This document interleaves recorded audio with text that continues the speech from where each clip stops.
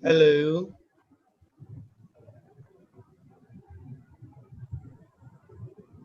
Hello. Yes, sir. So can you hear me?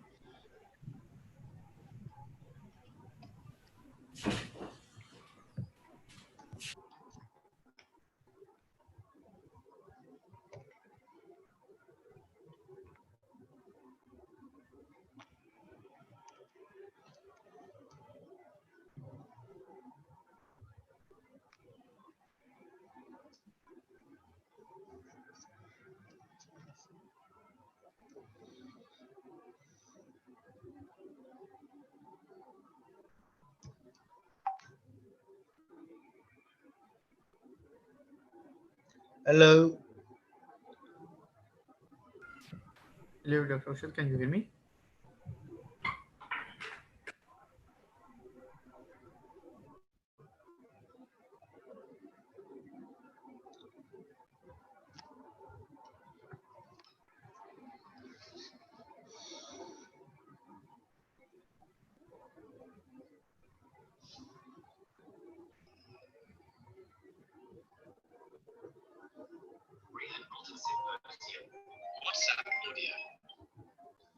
जी बेटे, अस्सलाम वालेकुम।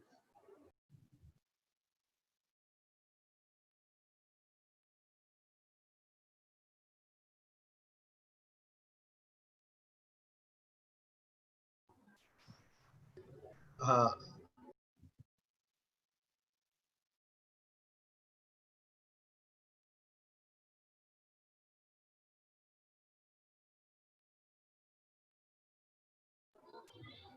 हेलो। ये आपकी आवाज मुझे नहीं आ रही। हेलो।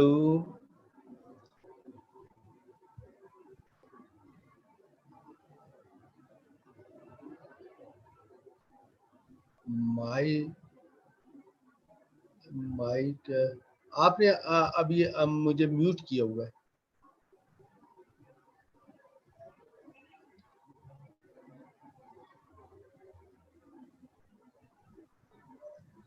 I don't know. मेरी आपको आ रही है? मैं स्क्रीन शेयर करके दिखाऊंगा आपको।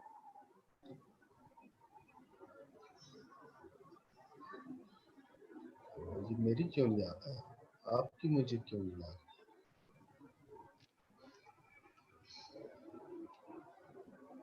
मैं एक दफा माइक देखता हूँ, कान में लगाने वाला माइक शायद।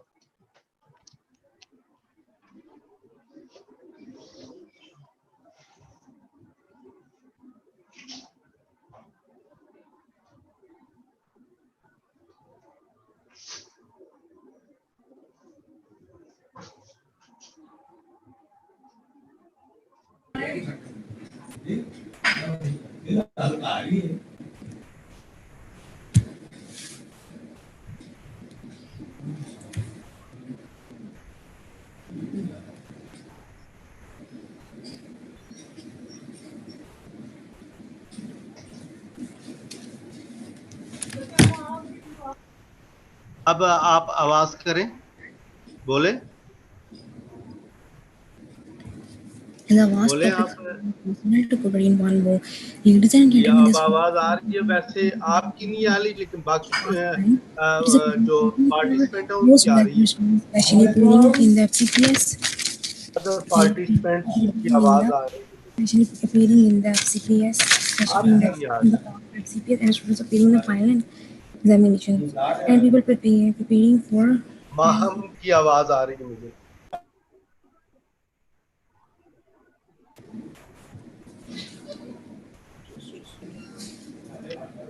So can you hear me now?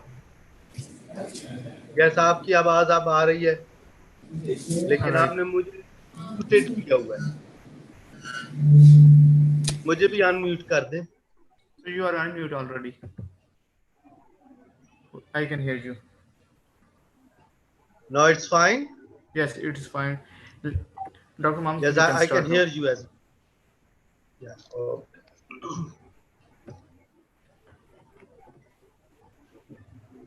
Okay, मेरे ख्याल में आप स्टार्ट कर दें.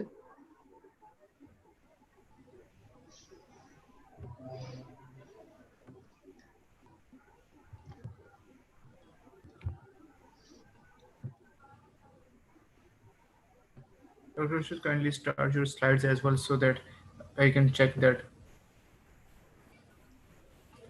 Because other are sharing. Slides are not visible, screen is visible. You cannot start screen share while other participants are sharing. Who has I think shared? you have shared, that's why I cannot. No, I have not shared.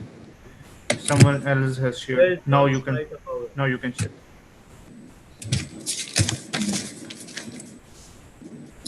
Hello and Assalamu alaikum. Everyone, I hope you are in good health. I am Maham Chaudhary, media speaker for online courses of Association of International Dentistry from Pakistan. Association of International Dentistry is an organization that is developing a unique platform for students and dentists of the world to gather at a single place for the promotion of dental education and revolutionizing the field of dentistry. On the behalf of President of AID International College of Dentistry and I welcome you all on the series of Trigeminal Neuralgia. Trigeminal neuralgia is a vast topic, so it is impossible to cover in one go. Ladies and gentlemen, this whole series is not just a clinical presentation or just to pass the time. It is a presentation for postgraduate students, especially appearing in the FCPS, and finally BDS students and for the people who are appearing for the board termination. So this is not a summarized topic of presentation. It is elaborated one. Today, the topic of our webinar is pain and pathophysiology of trigeminal neuralgia. Now, I would like Dr. Rashi to start the second series of trigeminal neuralgia. Thank you, Maham. It's wonderful that we are here for the second continuous our series of trigeminal neuralgia. The last time we have covered the part one of the trigeminal nerve. It is at all clinical presentations are like this. This is for the student, this is for the postgraduate pupil, and this is for the people who want here in postgraduate examinations. This is a deep concern with the theoretical aspect. No, I will cover to some aspect the clinical relation as well, but majority of this presentation will lead to postgraduate people and that who like to have the theoretical concept. And obviously I think that postgraduate people will also love it, that this whole seminar which is being formulated for the entry examination. Ladies and gentlemen, today our topic which we have selected is the trigeminal neuralgia. Basically, it was the treatment part, but we have started is a pain pathophysiology. And that pain pathophysiology, inshallah, we are going to cover this whole our roadmap: introduction to the pain, then pain physiology, then we will go for the orofacial pain, and lastly we will cover the pathophysiology of the trigeminal neuralgia. And that is the our roadmap which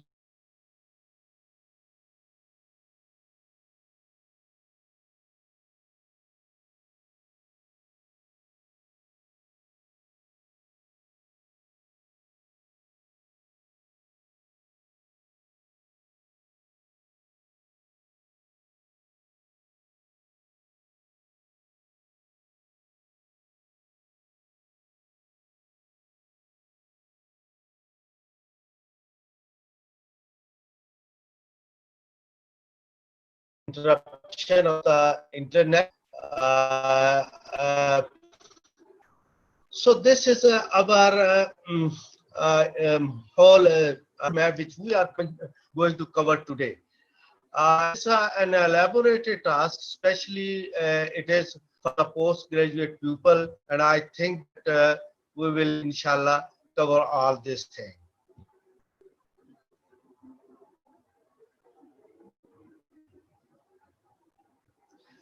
Now, starting from the pain, there are so many definitions they are given to the pain episode, but the best one which is universally accepted was before the history.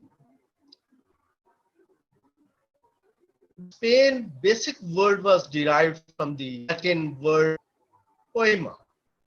That means punishment from the god.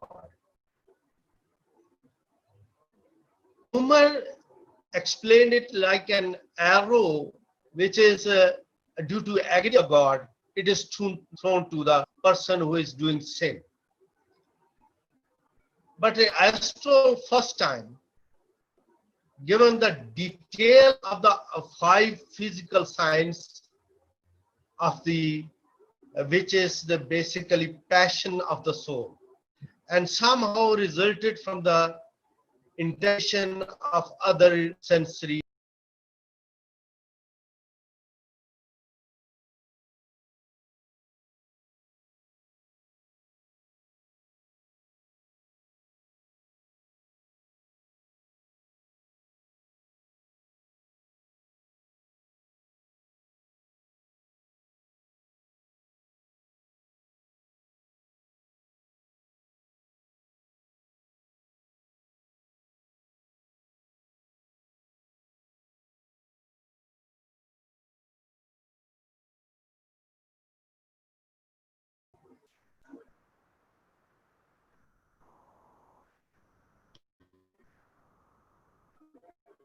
Of its past experience has lost a valuable asset because pain has missed its best guide to the future. People has not worked more on the what you say for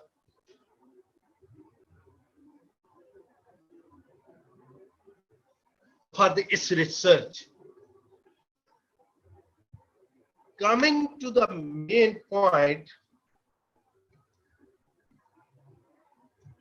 the research. If you think of olden age, we have just, this is the start of the pain understanding. Just few people give the sign and symptom of annoying presentations. But later on, when we thought of this era, that we have been able to see the condition of the nerve fibers, and that is the recent knowledge of the pain which we have today.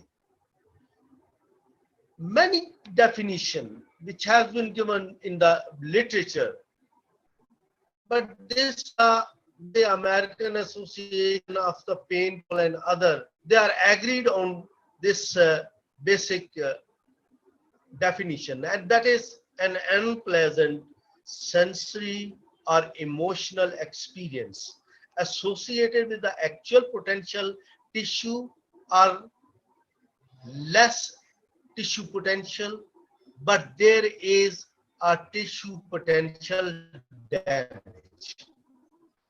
And that damage is predictable sometimes, and sometimes it is not predictable.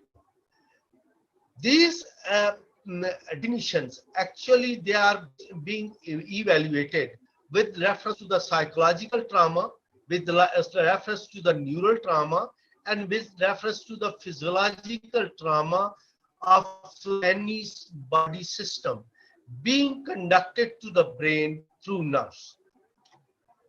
Ladies and gentlemen, this pain is a, what you say, biologist recognizes that these stimuli which cause the pain are liable to damage the tissue also. Like with the pain which we are going to study, that is the trigeminal neuralgia. In the medical model, is considered as symptoms of disease to be diagnosed and to be treated. The patient is unable sometimes to explain his pain. Sometimes at the forehead, sometimes at the neck, sometimes at the joint area, sometimes at the pain. The pain understanding is basically a what you say conceptual one to understand pain. If you look at the brain and getting the full concept of the nerves which are present in the brain, it is the junk of the neural cells. And this neural cell junk is connected with each other. And this connection of a neural cell is by the neuralgial cells. And the cells, they unite with each other. If you take one neuron, like it has axon, it has cell body, it has dendrite. And these axons, they are united with to the other cells by the dendrites. And this is the structure which is going on in your brain and transmitting the nerve impulse from one neuron to the adjacent neuron.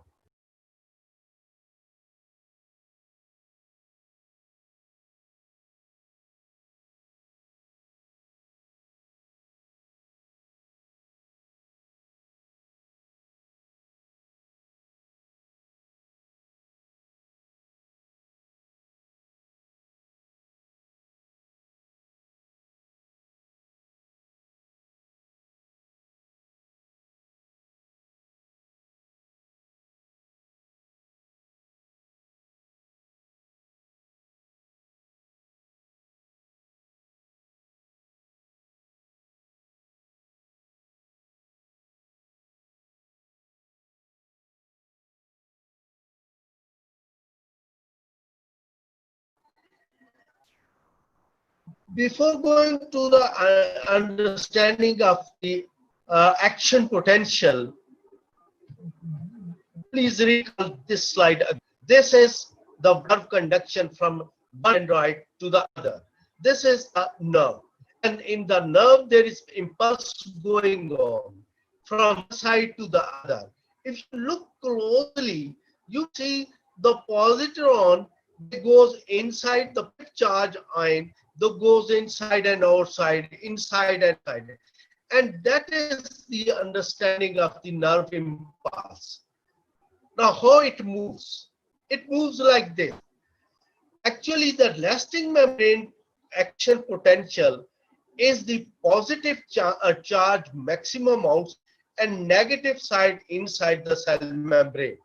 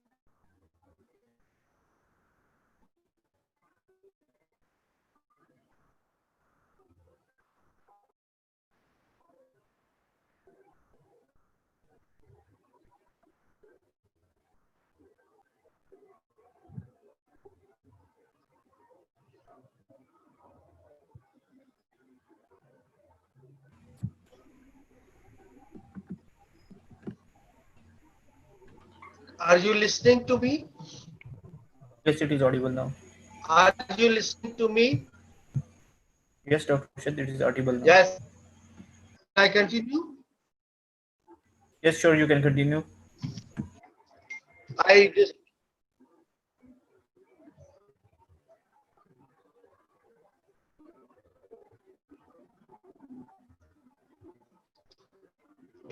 So this action potential is basically positive chain outside by the concentration, extra concentration of sodium ion, which are by the sodium potassium pump.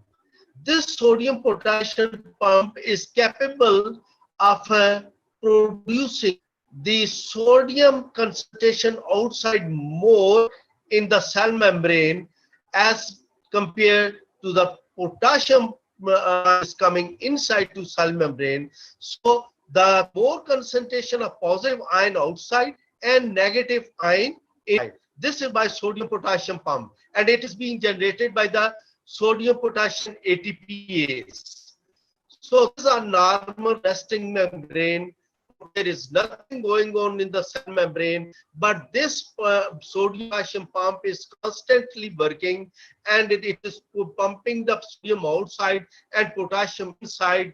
Outside there is more positive charges, and inside there is less positive charges. Now, ladies and gentlemen, what happens when there is wave come inside today? That there is any pain threshold come inside, or there is any message is going from this nerve cell membrane.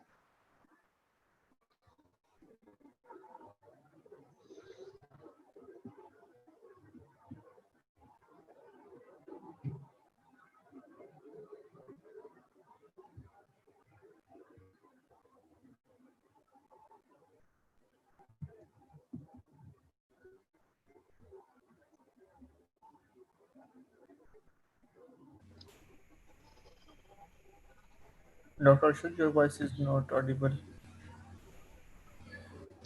Now that is the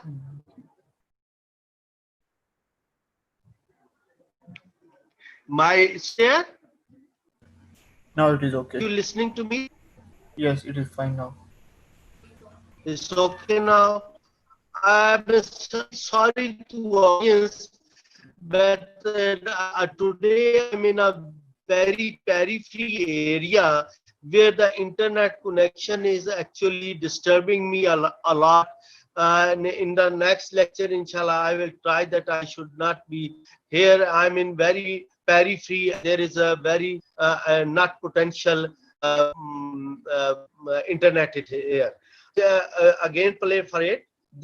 There is action potential, get the wave, or there is action there. It is called the depolarization. And what happened in depolarization? The sodium channels, they are open, and what happened? The sodium, when they open, I go back and try to understand it again. Now, depolarization is good.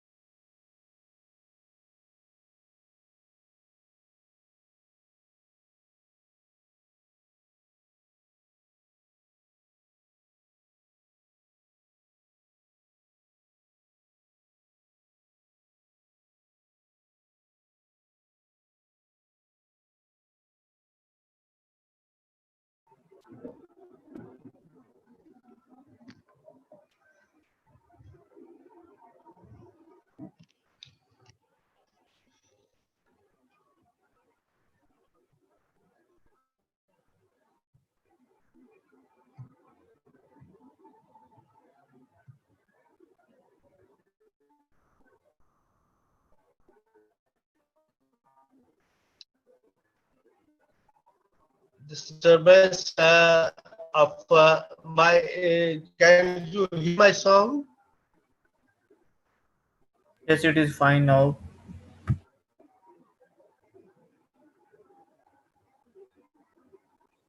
Actually, there is a much problem here. So depolarization is the change of ion basically.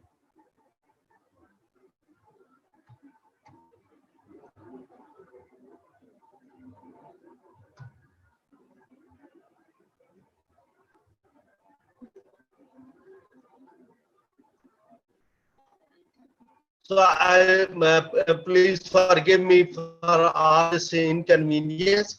I again play the depolarization. There's a wave coming on, and this wave resulted into opening of sodium channel, and so outside the sodium concentration is reduced, and inside the cell membrane, the sodium concentration is increased. While this happen, there is depolarization. Look at the graph, the depolarization is there, and we have the millivoltage, and that is called as the depolarization of the nerve. Now, what happens when wave is crossed? Again, there is a change in which the potassium channels, they are open. And what happens that these potassium channels, they pull the potassium outside.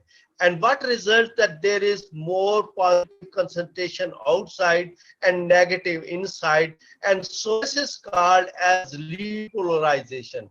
Try to understand where the sodium channels, they are open, the sodium from outside influxes to cell membrane and resulting into depolarization. The potassium channels, they open, it results into polarization by pulling the potassium from the cell membrane to the outside, and that results into more negative charges inside the membrane and more positive side outside the cell membrane.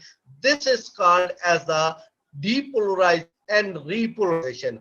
Summarize in this slide. See, the first there is depolarization, now there is repolarization.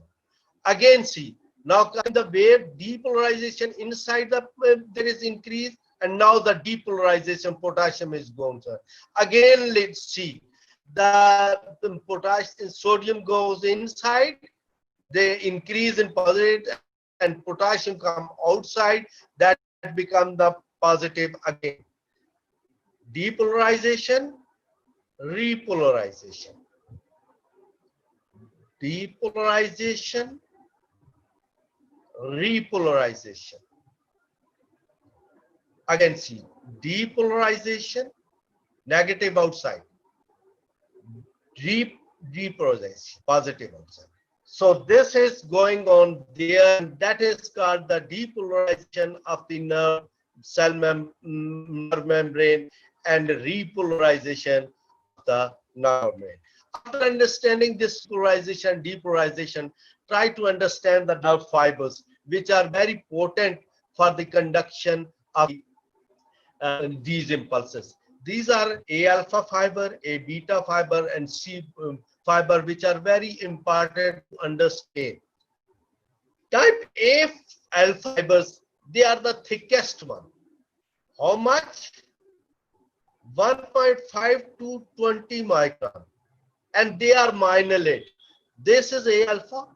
They are thickest. They are myelinated. There is some sheet over it. And the speed of conduction is very high. That is 4 to 120 micron per second. And that is so high speed. Second is A alpha 1. A alpha, A beta, they are medium in size like this. They are also myelinated, and their diameter is medium one, up to 3-5 micron, and their speed of conduction is low as compared to that of A alpha fibers. It's 3 to 15 micron per second. While you are talking the type C, they are the smallest and thinnest one. thinnest one. They are non-myelinated. Their diameter is small. Look at, and speed of conduction is also very low as compared to that of A alpha fiber. So the pain conduction is generally by these two fibers. And the C fibers actually, it is indirectly not as stimulant as that of A alpha fiber and A beta fiber. Now understand the pain gate theory. I have also described here that A delta fiber and C fibers, they are both for pain. A delta is the prompt pain conduction fiber as compared to that of the C fibers.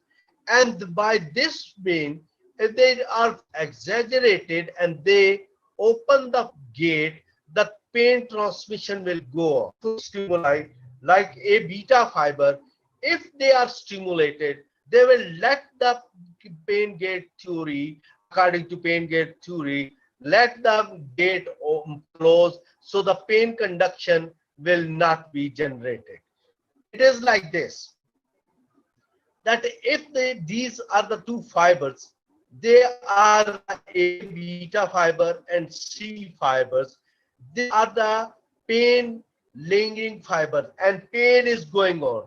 But if you stuck the pain right here, the gate holds theory that the pain conduction will be stopped and it will be not generated. The very nice thing is that if you are getting the pain and you have the stimulus which is non-painful, the pain fiber will be, their conduction will be, and you will not get the pain.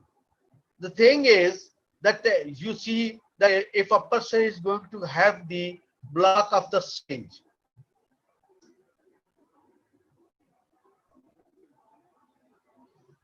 just going to inject the skin. At the same time, if you ask the patient to cough, he say, and at that time you inject inside, what will happen? Patient will not feel the pain. You try this experience, you insert the needle, patient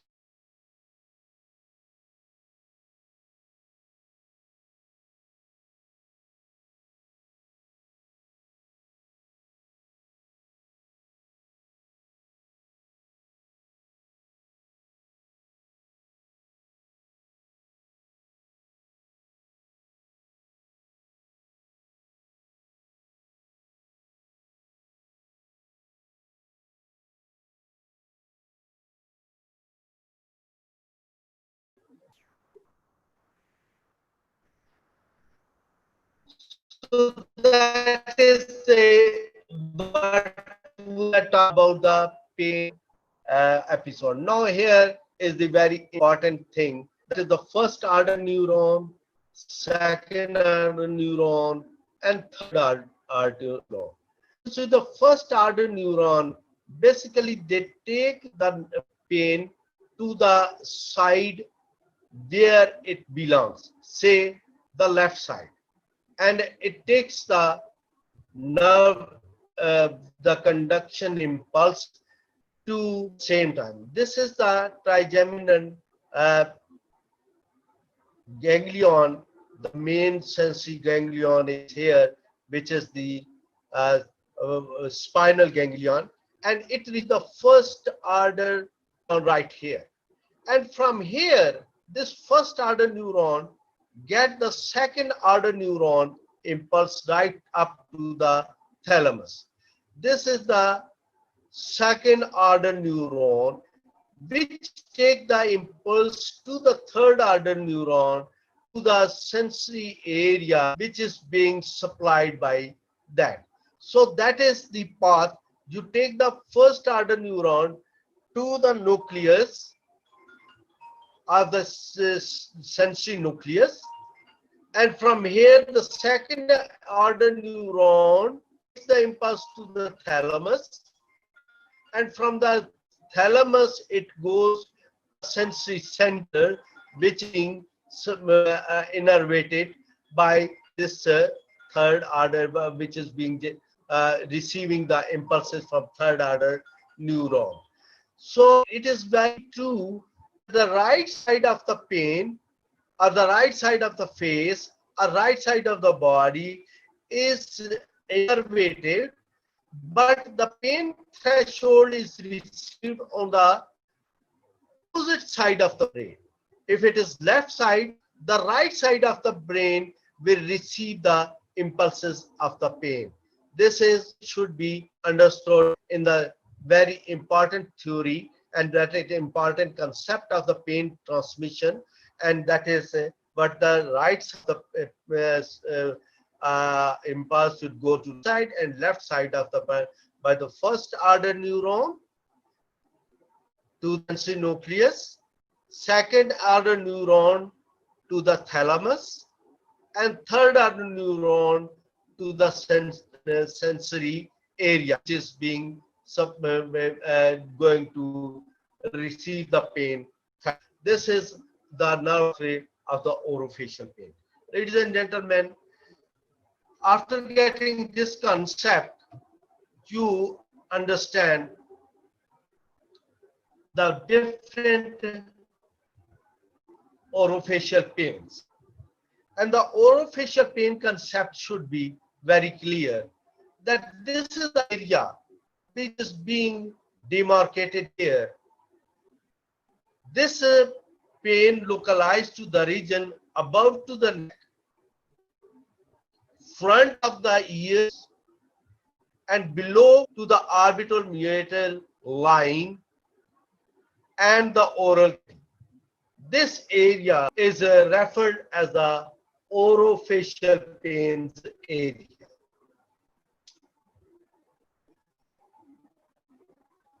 Different classification has been given. One classification is that primary somatic pain, primary neuropathic pain, and primary psychological pain. This is primary somatic. It is arising from the musculoskeletal area, that is temporomandibular joint dysfunction syndrome as well, periodontal pain, visceral pain, like in dentistry you can call it as pulpal pain or pain from the salivary gland. Neuropathic pain is actually a result of the abnormal or damaged pain pathways, like surgical trauma or traumatic injury to peripheral nerve, which is one of the causes of the trigeminal neuralgia as well. The last one is your cycle pain. The classification also is given by the Austin Bell in 2005, and that is very beautiful classification, which I will take the maximum time to give you the explanation of the axis 1 and axis 2. Axis 1 is somatic pain and neuropathic pain.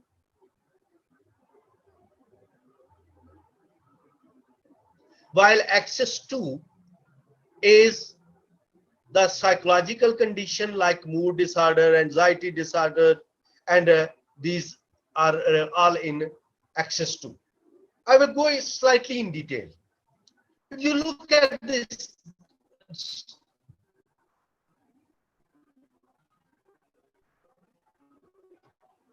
chart,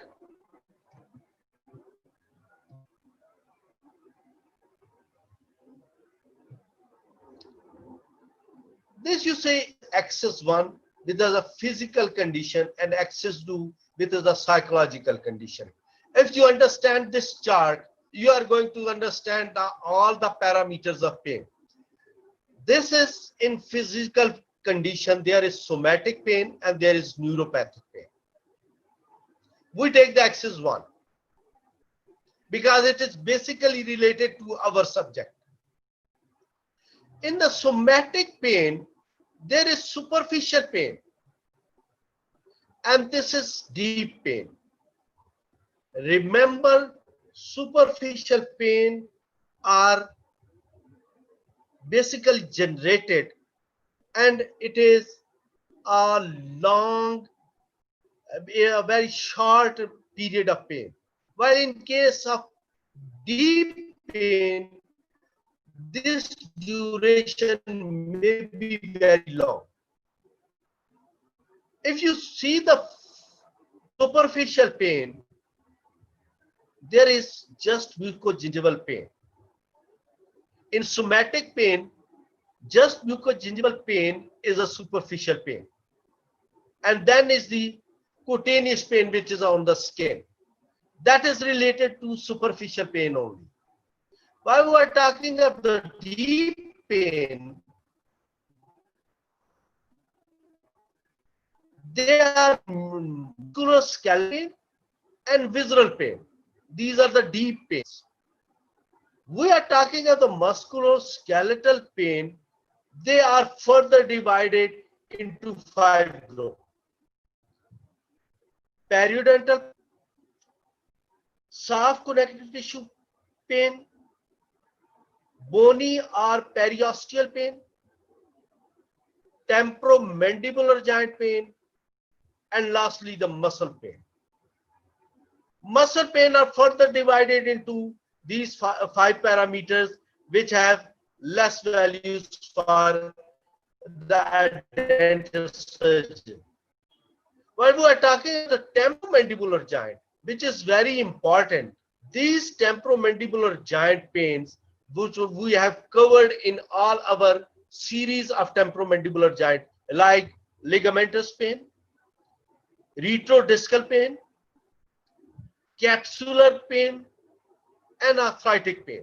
These all pains which are coming under the umbrella of the deep pain as well.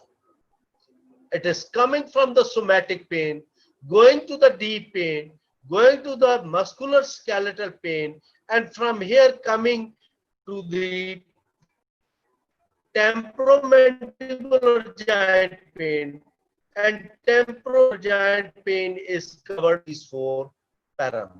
While we are covering the visceral pain, these are neurovascular pain, vascular pain, visceral mucosal pain, then glandular pain and ocular pain, and last is the pulpal pain.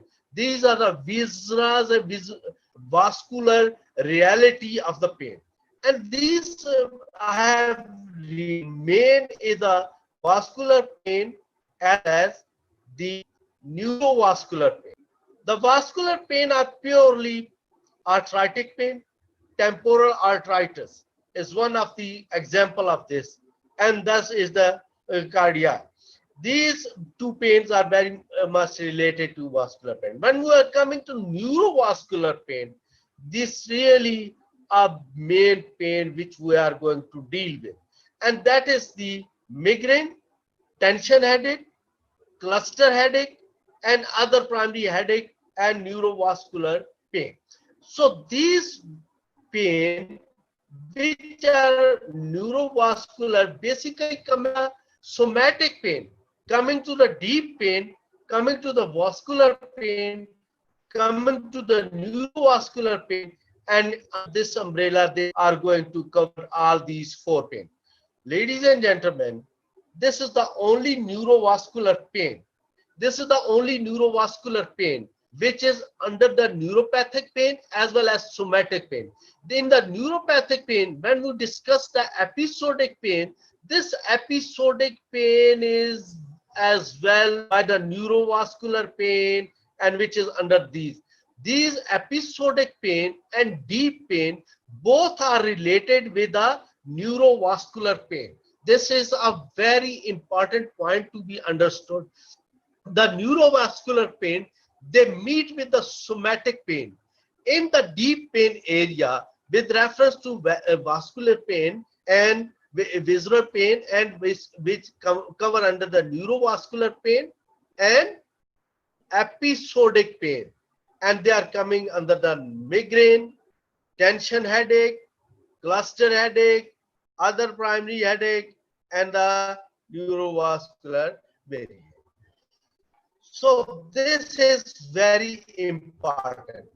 Then we are coming to neuropathic. Neuropathic is two types. Episodic, one described, and second is the paroxysmal neurological pain. That is purely trigeminal neuralgia and other neuralgia.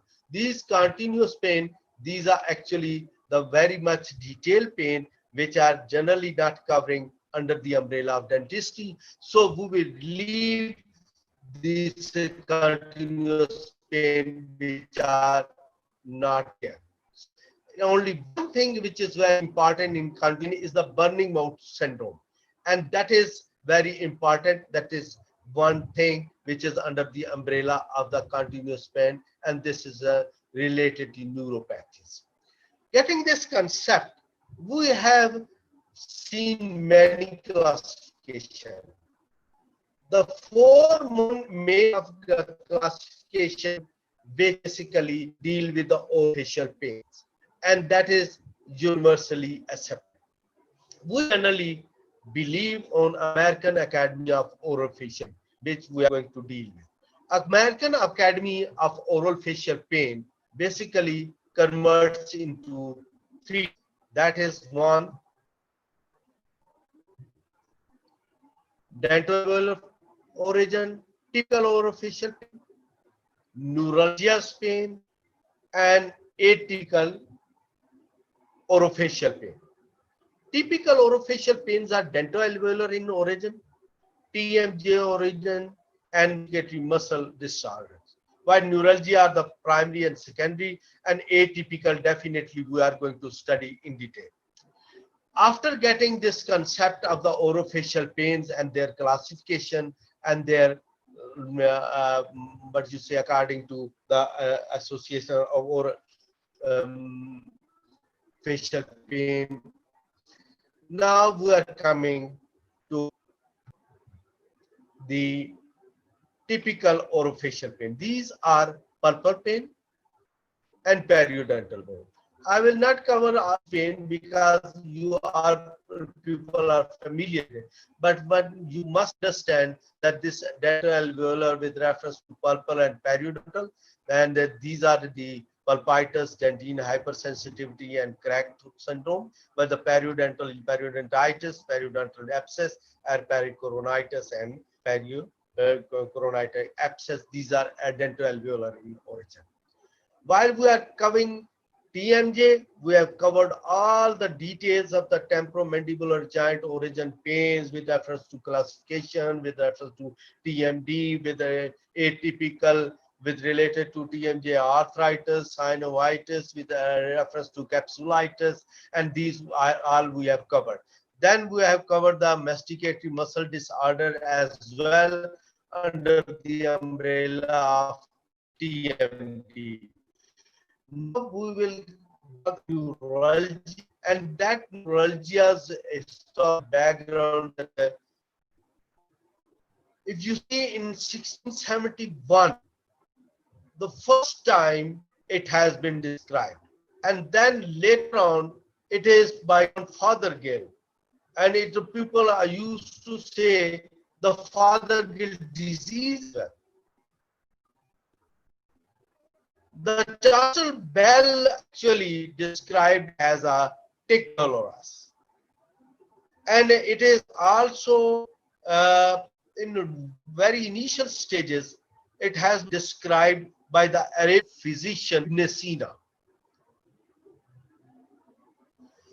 But after 1677, it has been described as a pure trigeminal neuralgia. Ladies and gentlemen, coming to etiology and pathophysiology of trigeminal neuralgia. And this pathophysiology is very interesting. There's one etiology given universally. That is the focal demyelinization. The focal demyelinization is the basic etiology.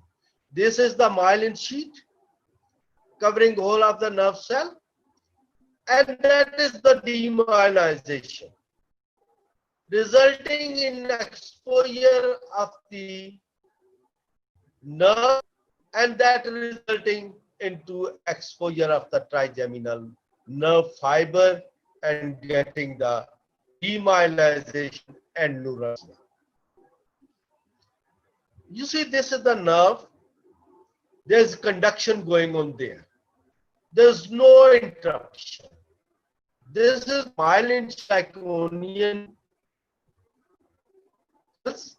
and there is a regular conduction on the myelin sheet. But what happened that when there is conduction going on, and due to any reason the myelin sheet is disturbed, this myelin sheet, if get demyelinization like this, what is going to happen? The conduction will stop, and there will be no further conduction to the fibers, and it is transmitted back to the same area. It is being, this nerve impulse being generated, and a shock like but say episode will appear. That is the basic etiology of trigeminal neuralgia. Coming to focal demyelinization. If you see the trigeminal nerve base, which was in the last session we have in the bones, this nerve is coming, and behind this is this is one of the vessel of the base of the brain, say anterior petrosal artery. And if you change the position of petrosal artery just above to that, and there is the pulsation going on there and vascular compression going on there, what will happen? This is going to be demyelinization, and that is the focal demyelinization going to occur by vascular compression.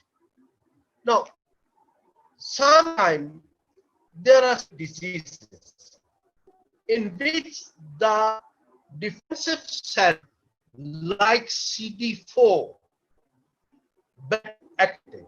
These T lymphocytes, they release the biochemicals, and they are very drastic to the brain sheet, and they get the demyelinization of the nerve. There are other diseases as well, where the plasma cell become a diseased plasma cell, and it's going to hurt the sheet of the myelin due to release of the definite chemicals. They also activate the macrophages, natural killer cells, and they also secrete these chemicals and damage the myelin sheet, resulting into focal demyelinization. This focal demyelinization generates systemic run of the disease, which get the demyelinization by means of the release of the chemicals. Now, there is one thing you must understand. Focal demyelinization results into two types of the problems: topic action potential, and second is the impaired segmental inhibition. This you have to understand before you understand the trigeminal neuralgia. Focal demyelinization basically results into first ectopic action potential, and then results into impaired segmental inhibition of the myelin sheath. Now, these theories has been given. Trigeminal convergence projection theory. It is that in trigeminal convergence theory, it has been hypothesized that the continuous or recurrent nociceptor input from head and neck converge on the spinal tract spinal trigeminal nucleus, that is the subnucleus caudalis, which we have seen before, where the release of the neurotransmitter and vasoactive substances may be promoted.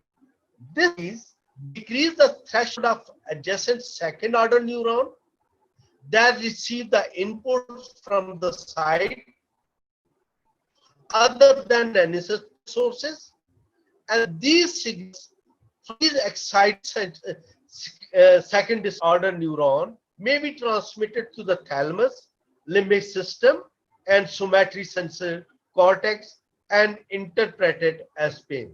This also I have described you before. If you say, I just take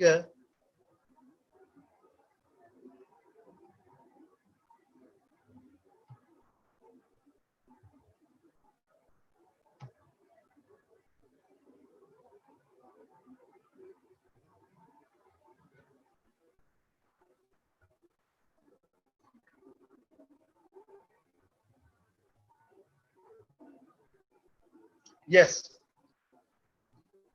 The second thing is ignition hypothesis. According to this hypothesis, this is a very recent. They say that understanding of the electrical behavior of injured sensory neurons and on finding from the histopathological observation obtained from the patient undergoing microvascular decompression to trigeminal afferent neuron, which applies to the brain. A trigeminal root or ganglion make these axons more excitable, giving rise to the pain of the paroxysm as a result of synchronized after the discharge activity. You will understand this whole hypothesis. Later on, we are going to have the detail of this. Ladies and gentlemen, there's one but a hypothesis more, which says that the vibration frequency, that is very important to understand, of the structure surrounding the trigeminal nerve, there is vibration round the trigeminal nerve close to nature. What happened? The rest of the trigeminal nerve occur. Due to that vibrational frequency, there is a resonance of the trigeminal nerve.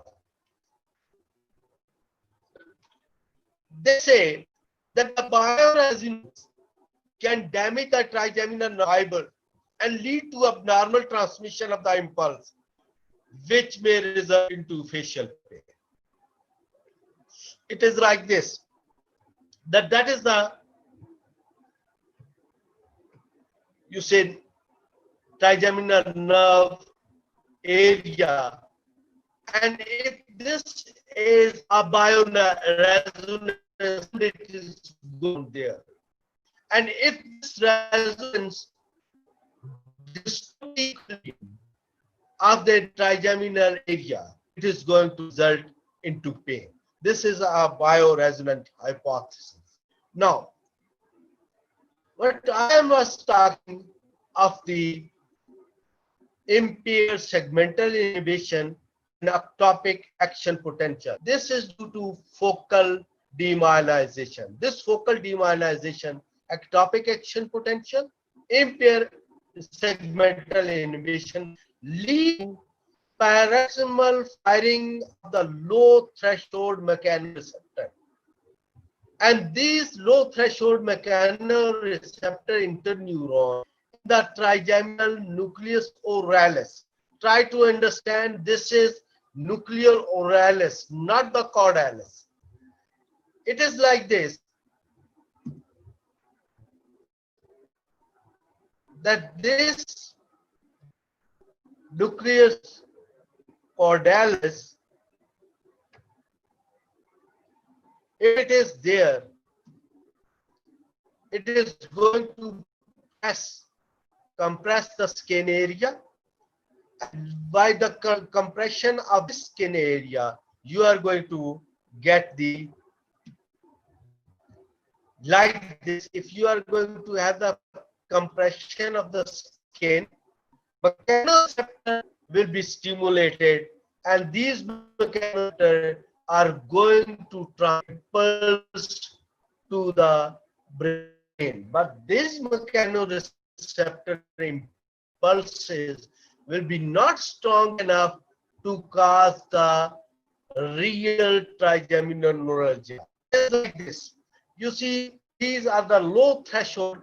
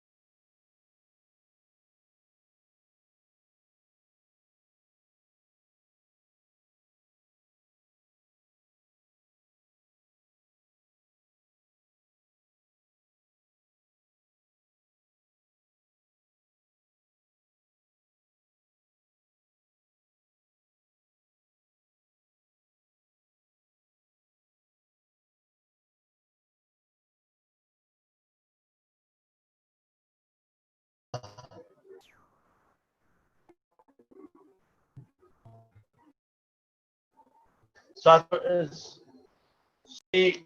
interruption again. So I play it again here. These are the low threshold mechanoreceptors, and these are placed in multiple area, and multiple area actually going to, it has generation of the different episode. But what happens here in low mechanoreceptor, the nucleus oralis basically gets stimulation, and this stimulation is very low level stimulation, and this low level stimulation actually do not be considered as a potential for what to say getting the trigeminal episode, trigeminal neuralgia episode. But when there is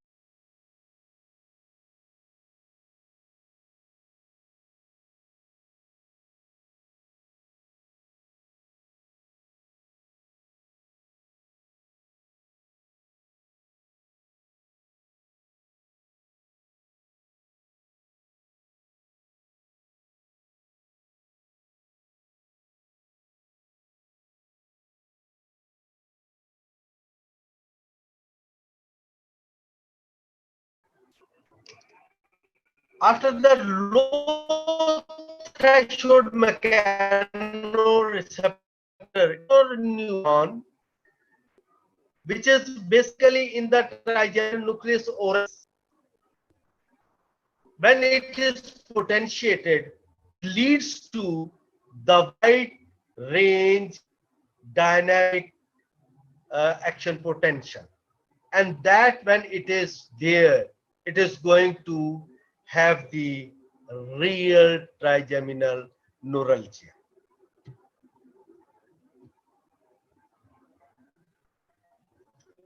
So how it happens?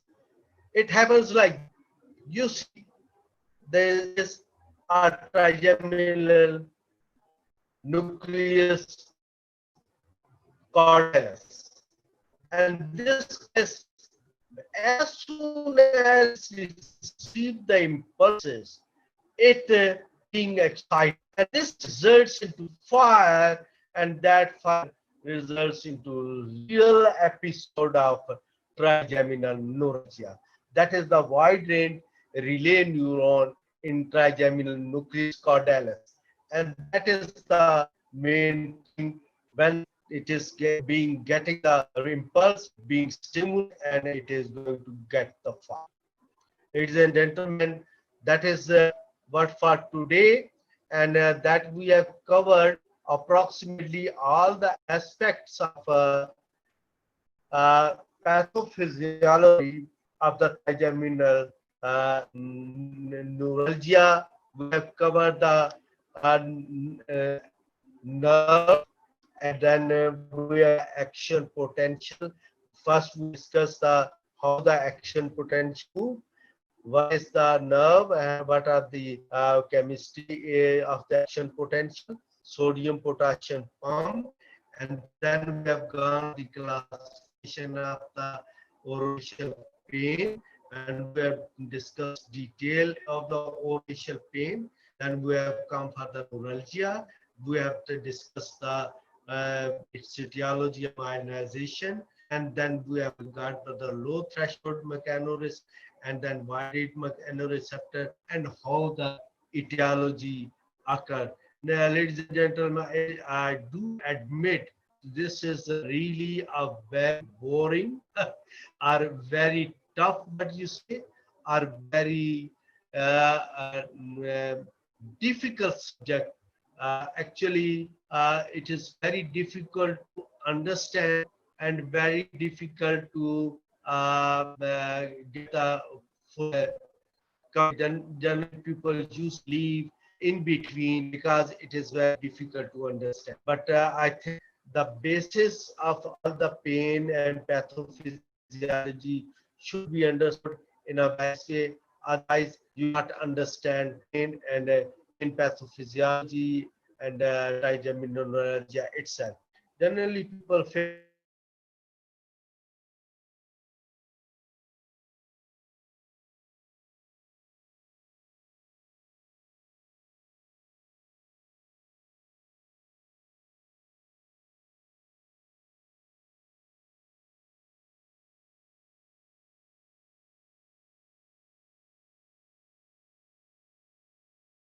really very sorry, very sorry that today the internet problem remain uh, very unstable here, and inshallah next time we will do that. This should not happen again uh, to this conversation. Ladies and gentlemen, thank you very much. Actually, this was a very difficult topic, especially pain and pain pathophysiology, understanding etiology, understanding the pathways, especially to understand the neuropathways. So first order neuron, second order neuron, third order neuron, gate theory of pain, and then the etiology of trigeminal neuralgia, especially getting the demyelinization, low threshold mechanoreceptor, then wide dynamic. These things are actually, I do understand, these are very difficult, but I have tried my best to give you something idea of these things. And I will say that we have the recording of this whole lecture on the Facebook as well as the YouTube. You can ask any question there as well, and you can recall this lecture as well. If you have any question, you can ask me.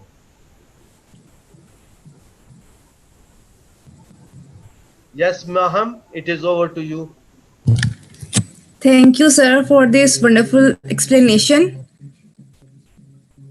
And this topic is only for sir. A question है,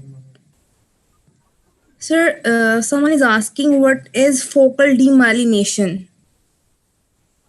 focal mean एक local जगह पे, उर्दू में मैं थोड़ा सा बता दूं, लोकल जगह पे, छोटी सी लोकल जगह है ये। मैं अदर फर्दर भी डिटेल में जब आगे जाएंगे सिर्फ ट्राइजेमिनल न्यूरल्जिया में, तो ये और ज्यादा एक्सप्लोर हो जाए। नर्व का एक छोटा सा पोर्शन जहां से माइलिन शीट उड़ गई, तो इसको कहेंगे फोकल डीमाइलाइजेशन। और ये फोकल डीमाइलाइजेशन से उड़ने से क्या होगा, ट्राई टू अंडरस्टैंड कि एक बिजली के करंट की एक तार आ रही है, उसको किसी जगह से मैं नंगा कर देता हूं, वो तार में जो कंडक्शन जा रही थी वो नंगी होगी उस जगह से। अब मैं उस जगह पे हाथ लगाता हूं तो मुझे फौरन करंट लगती है। आप देखें कि ट्राइजेमिनल न्यूरल्जिया का पेशेंट आएगा, वो आपको एक ही बात करेगा, सर मैं हाथ लगाता हूं मुझे करंट लगती है।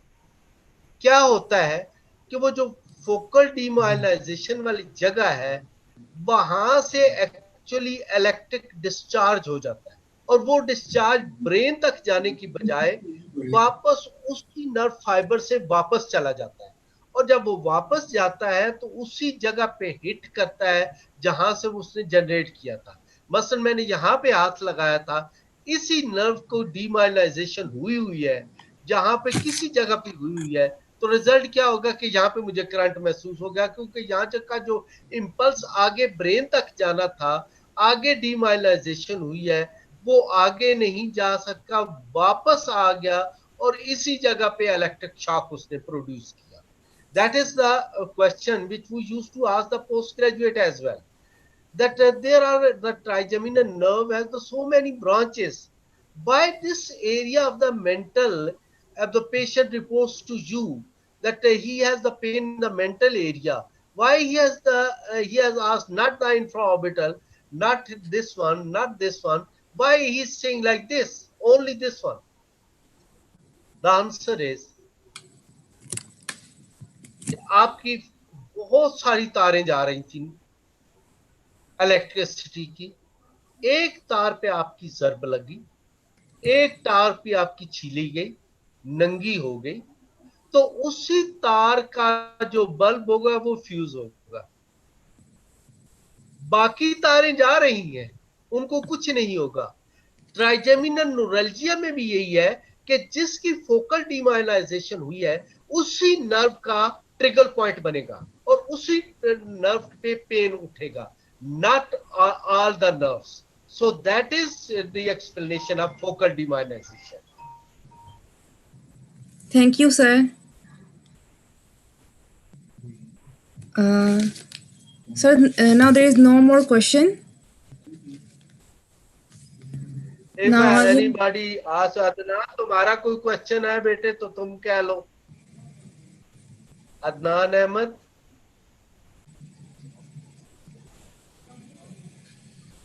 if you have any question, Adnan, you can ask. Any person who can ask any question. Actually, I understand that is a very, very difficult subject.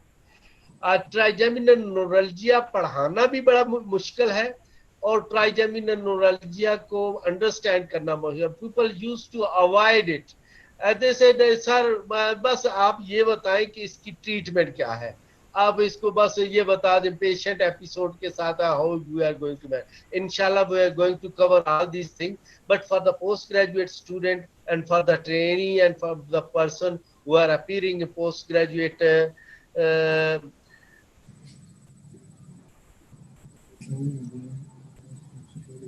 WDL is the wide dynamic range neuron होते हैं, और ये central nervous system में होते हैं, और ये जब इरिटेट हो जाते हैं तो उसके बाद ही ट्राइजेमिनल न्यूरल्जिया अपीयर होता है।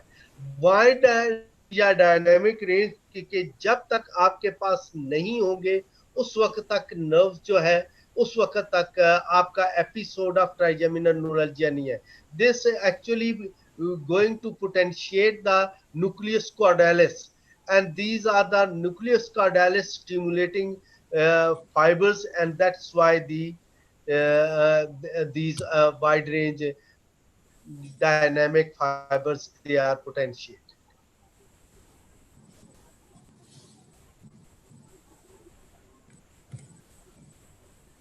Sir, no more question is left. Dr. Maham, I am very much thankful to you, bete, because you have give good coverage and good everything. Actually, in Pakistan, this is not publishing as much as, but International College of Dentists is widely publishing it in 100 more countries, and it is being transmitted to all those countries. So that's why I have to keep myself in more in English language. And thank you everyone for the this. Tomorrow we are going to have the second webinar at 7 p.m. and that will be on oral radiology. And here, last time we have covered the basics of the oral radiology. Tomorrow we are going to cover the techniques of oral radiology. How we are going to get the radiographic interpretation is later on. How we are going to manage the difficult cases, how we are going to place the film inside the oral cavity, and what are the difficulties we generally face while taking the radiography. That is the topic of tomorrow, intraoral radiography difficulties and intraoral. And I am very much thankful to especially Association of International Dentistry that they are arranging all these parameters. Thank you very much. Thank you, sir. Maham, can you explain regarding the certificates and the Yes, sir, of course. Sir, certificates will be provided to those who secure 70% above marks in attempting the quiz, and we will upload the quiz on the AID website after 2 to 3 days. And you can easily attempt within 24 hours. And they are internationally accepted. inshallah. And if you are interested to become AID member, please visit our page and inbox us and WhatsApp us. We will guide you.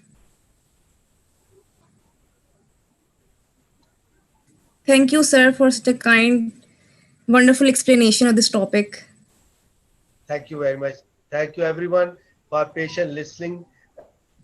I'm again, I admit that this is really a very difficult subject, and the participant who has participated, that is, I really appreciate their patience as well. Thank you very much. Thank you, sir.